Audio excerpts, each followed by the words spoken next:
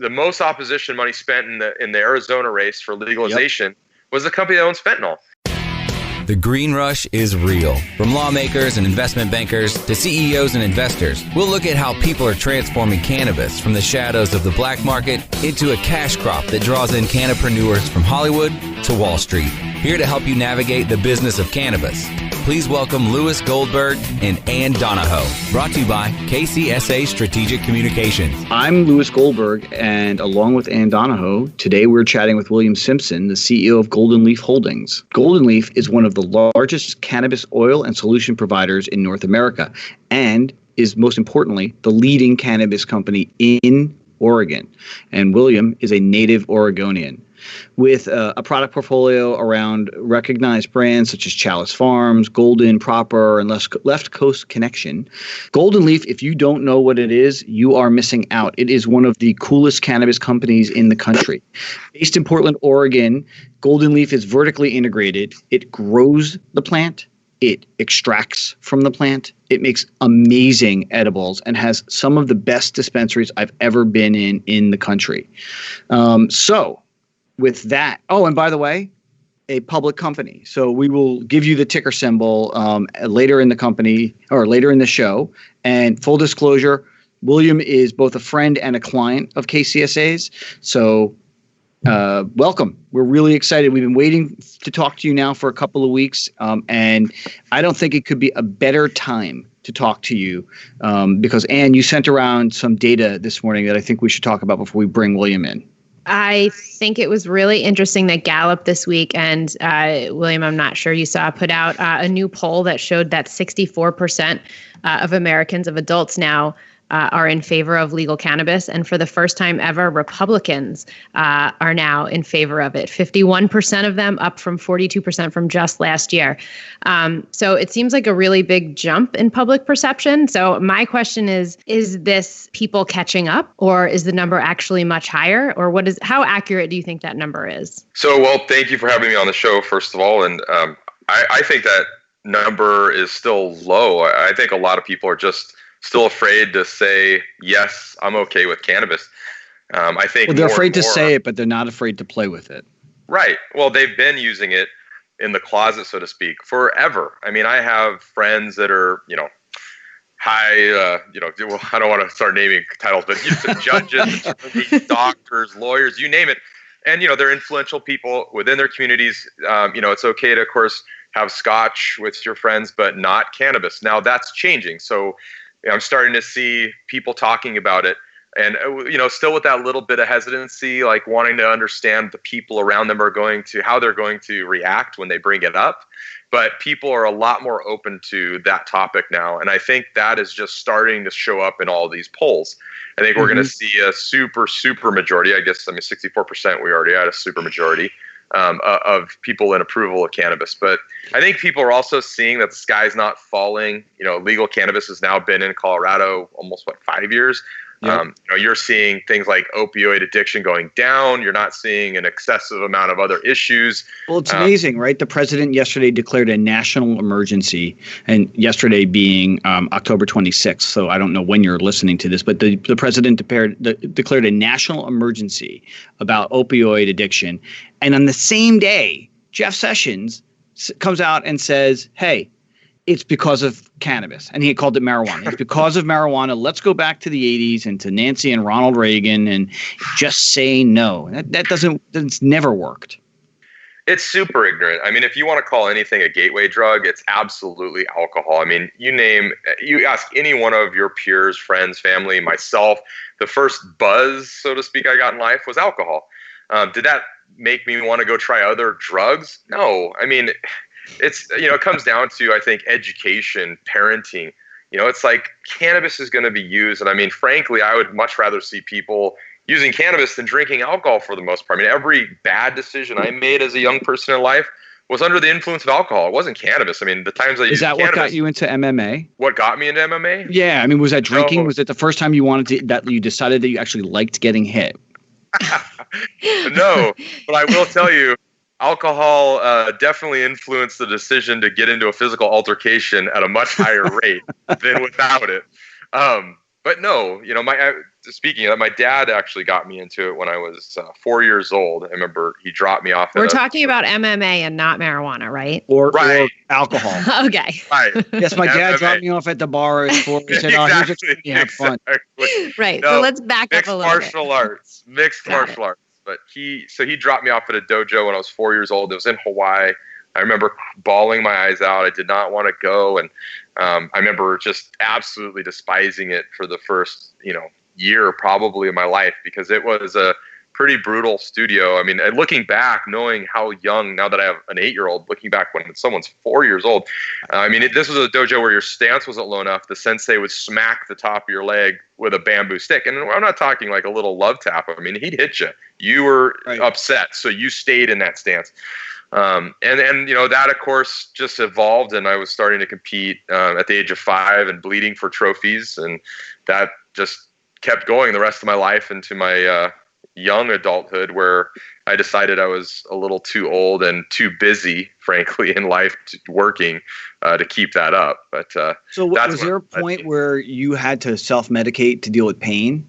Yes. So it was self and not really self-medicated. It was doctor induced. I mean, I went to, doctors for all kinds of injuries over time, and, they slowly start, well, hey, here's a Vicodin prescription. Oh, here's some Flexerol, oh, here's your muscles are sore. You need to take this more. And, oh, you have anxiety because you're in pain. Take some benzodiazepines. I mean, they start handing them out like Tic Tacs, because we had real injuries and we're, very messed up because you're smashing your body. And, I also played football and wrestled. So my body, I was not good to myself. I mean, looking back, I probably could have been a little better on my body. But so my doctors had me eating handfuls of, painkillers and muscle relaxers. By the time I was in my early 20s, I was taking, on an average day, probably 20 or 30 different pills.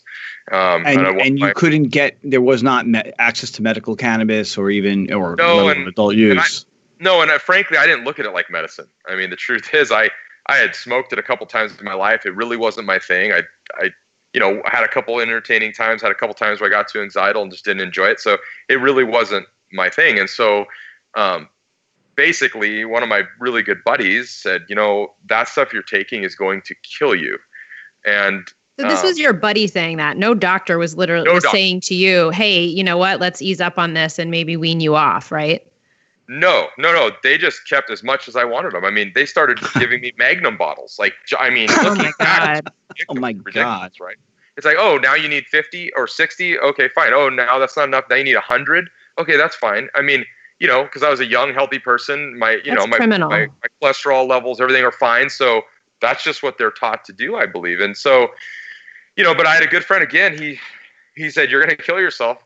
You need to try something else. You need to try cannabis.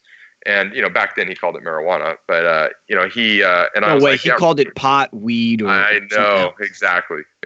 We're trying to change the language to the scientifically proper identification. But he forced me, basically. He put it through my stubborn head that I'm going to try it. And he made me these special little chocolate chip cookies. And I ate a quarter of one at night before I went to bed. And of course, who doesn't want to eat a chocolate chip cookie at night before they go to bed anyway? I mean, it's a great little excuse. Oh, great. I'm going to medicate and eat some chocolate chip cookies.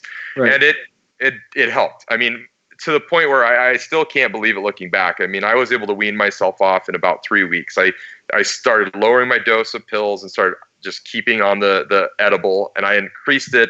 I want to say it's a long time ago now. I'm almost 40. I want to say I was almost eating a whole cookie by the 3rd week. How many milligrams do you think that was? I have no clue, because there was no way to dose it. He would just pour some into some butter. He'd simmer it down. He'd make the batch of cookies, and it was a mystery cookie. And did you let your doctors know that this is the self-medication that you this is a form of medication? It was technically illegal, right? I didn't have a card or anything at that point, so I didn't want to bring it up with anyone. I was worried that I'd be in trouble. Right. And so based around that, I went, I'm going to go get my medical card. Like, how hard is that? And I had all these records, and I called the clinic, and they said, send me your records. And I did. And they called me back and said, come on down. And I did, and met the doctor, and they signed me away. And it was, a 3-hour process, and I was out the door, and I had a medical marijuana card to be able to legally use it as a patient. And you were a semi-pro athlete, right? I mean, what just came out. I guess so. I mean, I got paid to do underground fights, so I guess you'd call that semi-pro. I was not in like the UFC. I did a lot of like underground brawls. Well, I mean, the reason why I ask is David Stern, the former commissioner of the NBA, came out just recently and said that it's ridiculous that NBA athletes and pretty much any athlete can't use cannabis for medicinal purposes, especially in the states where it's legal. So, and there are teams in Seattle, there are teams in Portland, in all over in California. You've got teams, in Massachusetts, even though I hate the Celtics. Pretty much, most of the states that have NBA teams now have access to, medicinal cannabis. Isn't it ridiculous? Well, this is a leading question, but isn't it ridiculous that the professional sports leagues aren't in line with the legality of the situation is in the states that they're playing in? Absolutely. I mean, you're talking about a much healthier alternative. I mean, I have friends that instead of getting cortisone injections are now just using a topical cannabis cream. And wow. Who's to say that's horrible, right? I mean, oh God forbid you're going to put a cream on your knee and you don't have to go get a steroid shot instead. But technically, by a lot of those rules in these, associations or NBA or NFL, it's illegal, right? I mean, you cannot use cannabis. So it's absurd, frankly. And I'm hoping that changes because, again, now you have the same issue, especially in fighting. Well, and I know NFL a lot and NBA probably the same, but they have a lot of opioid addictions, right? I mean, I know plenty Actually, William, hold on a second. We got to take a quick break, but we'll be right back with more from William Simpson on the Green Rush. More Green Rush coming up after we roll through our sponsors. Are you disturbed by the prescription medication commercials on television and their endless list of side effects? They go on, and you end up having to take multiple pills to counteract the problems caused by the first pill. It never ends. Have you looked into CBD as a more natural option? At Saturn Ranch, we produce all-natural CBD topicals and THC-infused edibles. Premium lab-tested hemp-derived CBD is the most important ingredient in our products. From topical balms, salt scrubs, bath-soaking salts to tinctures and edibles, you're sure to find something to help. Family-owned and operated, we at Saturn Ranch believe in and use our products daily. Don't put anything on your body that you wouldn't put in your body. SaturnRanch.com. Strainwise Consulting is the most sought-after consulting company for cannabis business applications and management contracts. We consulted on the first recreational license in the world and have had an over 95% success rate on applications submitted. The industry is growing at such an exponential rate that building a powerful and lasting cannabis business is a number one priority. Here's Strainwise's Sean Eubanks. In our first 5 years, we branded and supported 9 medical and recreational marijuana dispensaries and approximately 160,000 square feet of sophisticated and efficient product cultivation. Strainwise Consulting has the experience and expertise to guide you through the process. The next generation of vaporizers has arrived. Vuber Vaporizers are blazing the way with unparalleled technology for oil, concentrate, or dry flower pens. Providing unsurpassed customer service and expert craftsmanship, Vuber Vaporizers use cutting-edge technology, providing a power-packed, smoother vapor with a lifetime guarantee. Experience vaporizing the way it was meant to be. The Vuber way. Banking and Bud, understanding the business of cannabis. Welcome back to The Green Rush, only on CannabisRadio.com. We're back with William Simpson from, I was going to say Chalice Farms. You technically are still Chalice Farms, but now it's under the umbrella of Golden Leaf Holdings, which is a public company. And we were actually just talking about some of the rules and regulations when it comes to professional athletes. And David Stern came out recently and said, I think there's a universal agreement that marijuana for medical purposes should be completely legal. And as a former semi-pro athlete, you are in full agreement of that. Oh, absolutely. I just know too many people now that have been able to use cannabis effectively instead of things that are damaging their bodies, like the opioids, and that are highly addictive. And the anxietal medicines, the benzodiazepines, and the muscle relaxers. There's just a whole menu of drugs that these athletes are just handed all day, every day. I think that the reason why the owners are so reticent to change is twofold. One, they are all hardcore, super rich Republicans, and they are also really afraid of Jeff Sessions right now. As the CEO of a public company, knowing that the Attorney General is so virulently opposed to the cannabis industry, how nervous are you on a day in and day out basis that the feds are going to come in and raid you, or that you're going to get shut down? I mean, how does this play into your day in and day out, day? Yeah. When I started in the industry over a decade ago, I worried about it a lot, all the time. It was hard not to, right? And then I think, like anything, you build somewhat of a callus to it. I'm just used to being in and around it. And now, yes, he's definitely on a warpath. And I mean, I invite Jeff Sessions to go in and use the power of the DEA and the DOJ to go after the guys that are not following the rules. You have these intricate regulatory processes that the states have put into place, and there are a lot of really good actors that are working hard to put compliance first and make sure that traceability is there and there is no diversion into the black market, which is a really good thing for states, for the economy, the monetary values. I mean, you have to be able to look at those things. There are definitely people that are in or not in the system, and there are the ones that are in the system abusing it. Go after those people. Absolutely. Make examples of those people, because they are hurting the possible, national legal system of legal cannabis. You mentioned something interesting about the black market, because you guys the black market has so long dominated the way that the product is sold and marketed, that when you're in Portland and you get to visit the dispensaries there, it is such a different experience than going into an old school head shop. I know I've been to Chalice. So how did you come up with the retail experience, and what's wrong with the way that other dispensaries, and I'm not asking you to slam anybody, but you guys get it right. I mean, it's a much better experience. Yeah. So, being a medical patient myself, before I was in the business of having recreational stores and or medical stores, I was going into dispensaries, and the thing that always bugged me was it was a almost criminal feel. Like it was sterile at best, or dark, shady, behind a thick glass. Like, what am I doing in here? I mean, should I even be in here? And so I thought, to change the perception and to get rid of any stigma, it has to be different than this. It has to look, it has to feel different.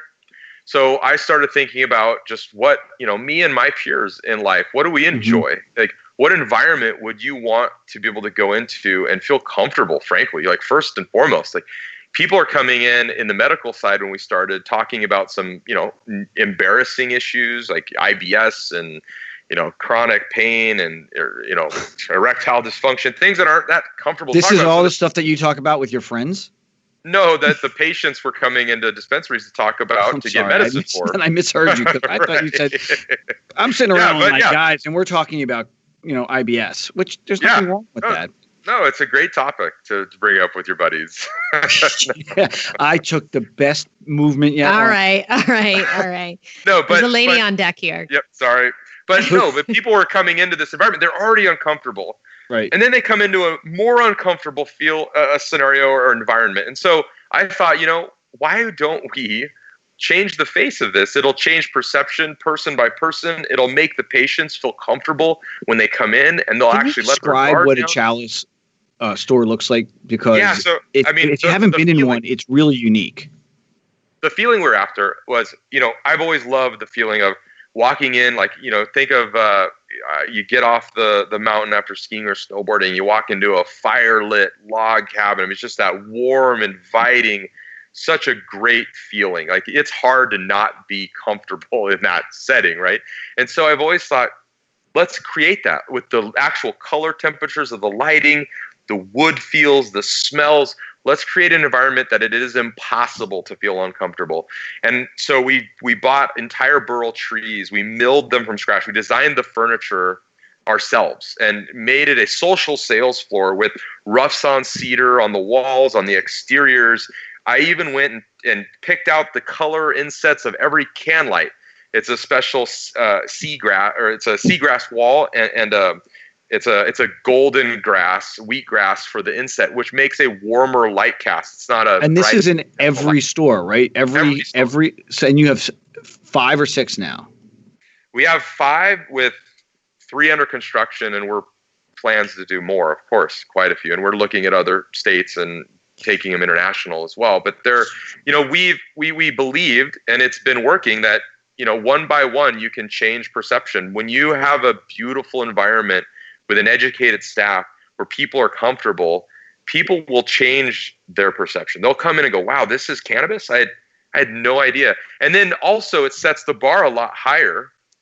And so our competitors are putting their game up, right? So you have a lot of really other beautiful brands that are doing it in their own version, which is great because that heightens the entire industry. And one of my goals has always been not to be, the best of a bad industry. I want the whole industry to be amazing. I want it to be like the wine industry. There's never a bad experience. They're just different, right? It's like A+ all across. It's just different subjects: math, English, social studies.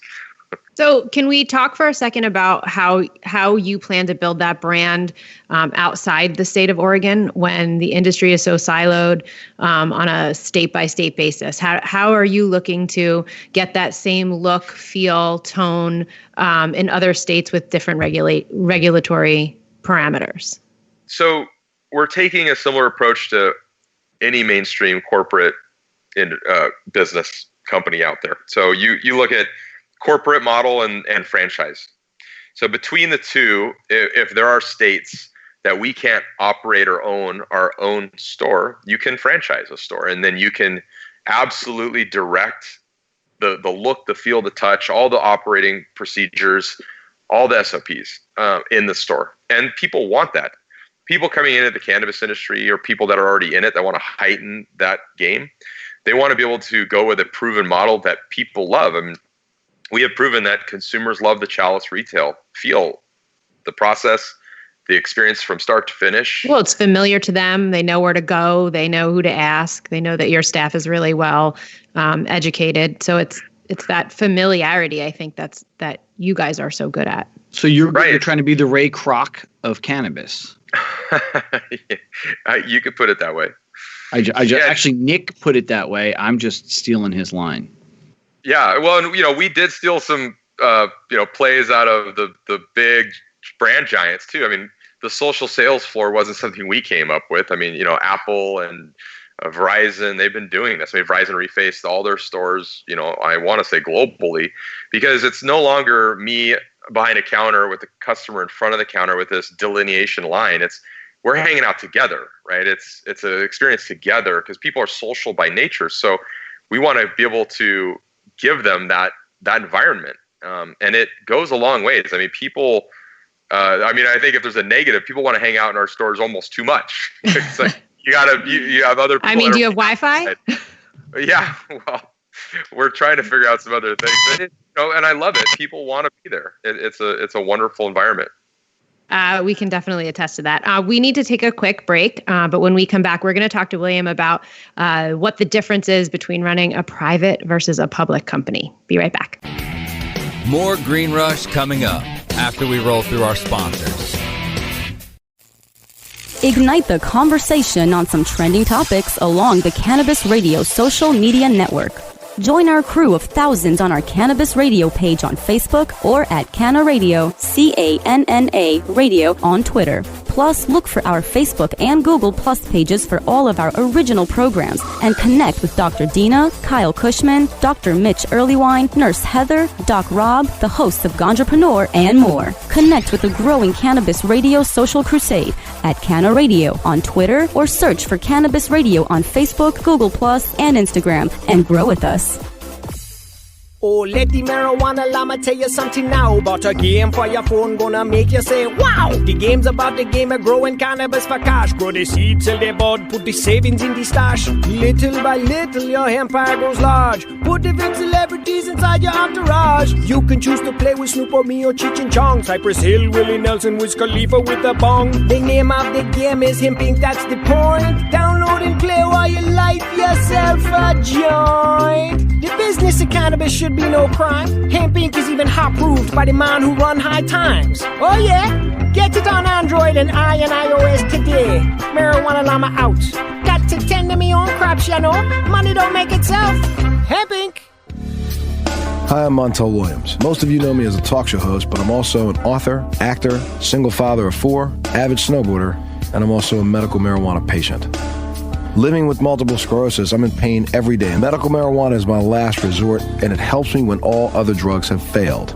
If you'd like more information about medical marijuana, you can contact the Marijuana Policy Project at mpp.org or call 1-877-JOIN-MPP. Banking and Bud, understanding the business of cannabis. Welcome back to The Green Rush, only on CannabisRadio.com.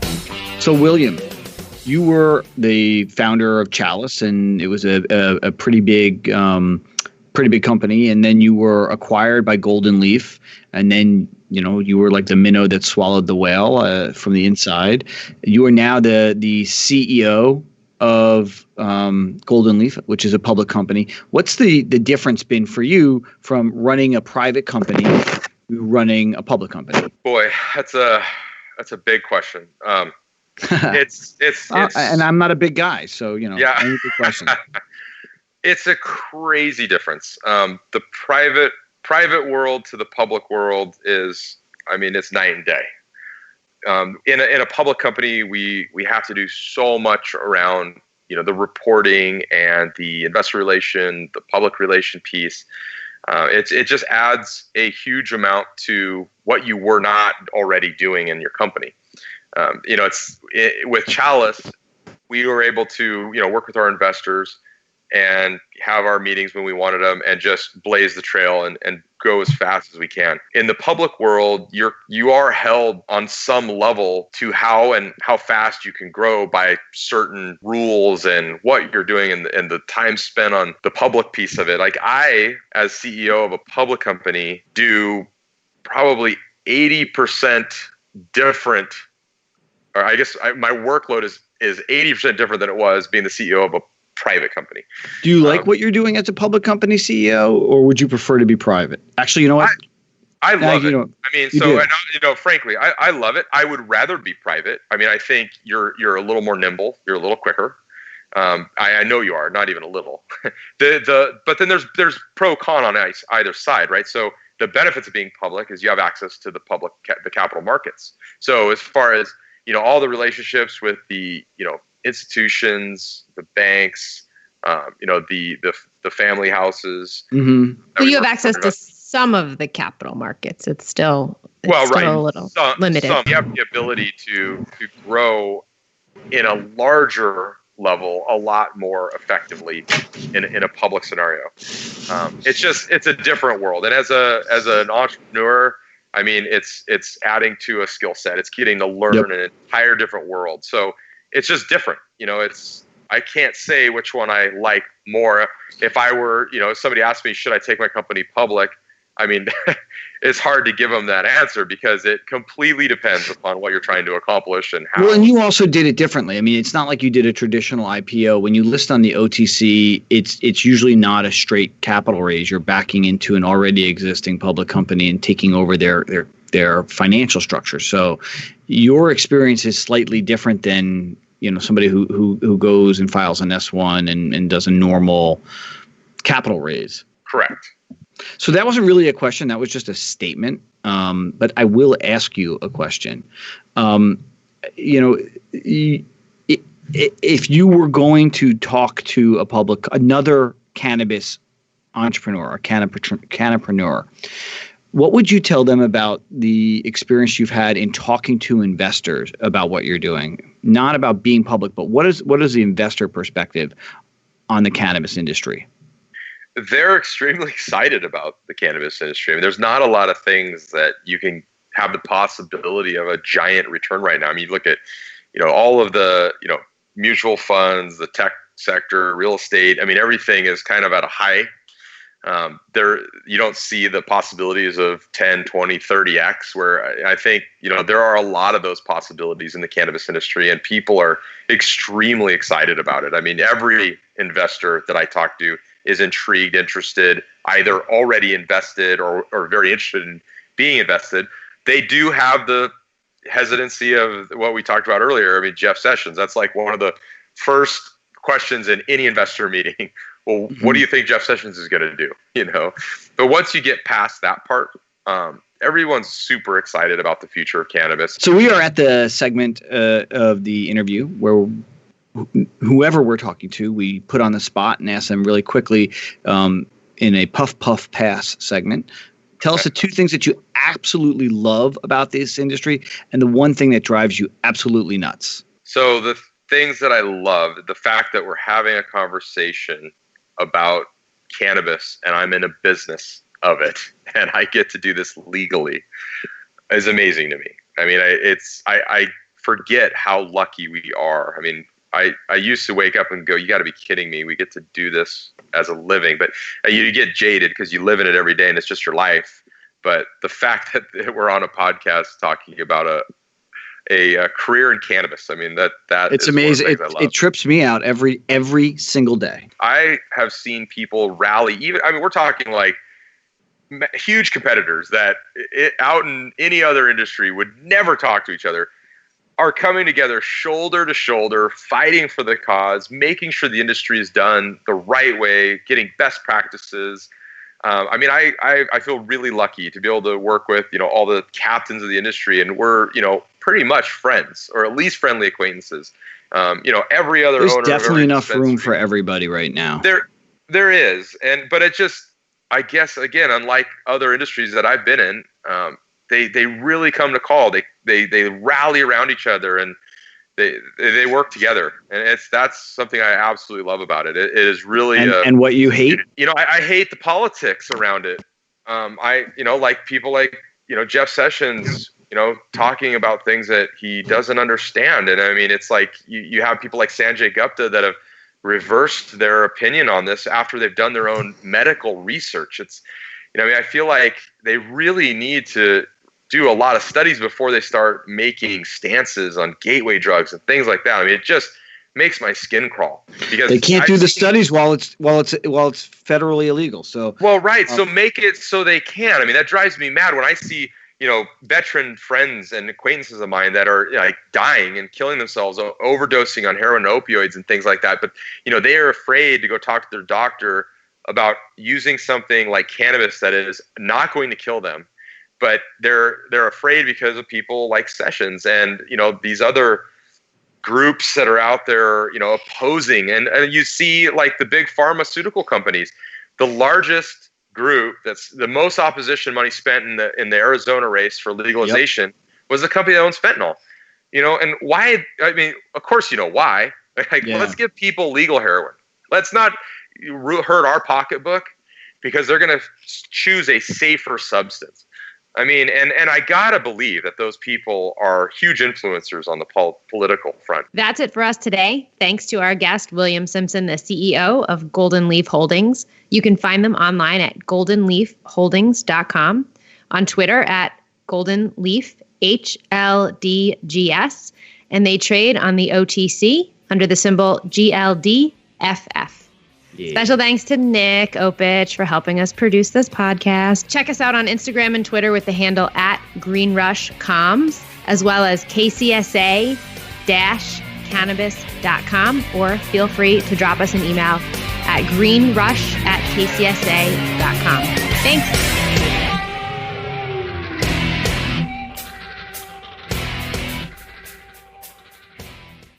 The opinions expressed on this CannabisRadio.com program are those of the guests and hosts and do not necessarily reflect those of the staff and management of CannabisRadio.com. Any rebroadcast or redistribution without proper consent of CannabisRadio.com is prohibited.